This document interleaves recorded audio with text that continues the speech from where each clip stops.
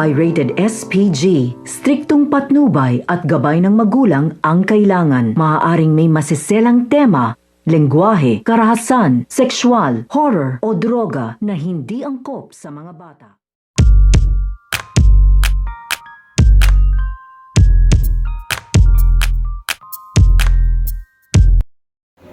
Ang muling pagkikita nito nga si Ali at ito nga si Eloy. Dahil ito nga si Eloy ay nabawi na nga nila dito itong ang pera na na-scam dito nga sa ina nito nga ni Ali ay ibabalik na nga nila ito upang na nga nila ito. Kaya nga ito nga si Eloy at ang isa niyang kaibigan ay nagpasama nga ito nga si Eloy upang puntahan nga dito itong ang bahay nito nga si Ali upang iabot nga nila dito itong ang pera na na-scam nga sa kanila. Kaya naman sa muli nga nilang pagkikita ay dito na nga muli mumukaan ito nga si Ali, ito nga si Eloy. Dahil familiar nga daw dito, ito nga daw mukha daw ni Eloy at ang kanyang boses. Kaya dito ay napaisip nga dito ito nga si Ali na baka ito nga daw yung nagnakaw dito nga daw sa hotel. At nung napagtagpi-tagpi na nga dito ang kanyang mga naalala, ay malakas na nga dito ang kanyang kutob na ito nga daw kausap niya o kaharap niya na ito nga si Eloy ay ito nga daw yung nagnakaw dito nga daw sa hotel.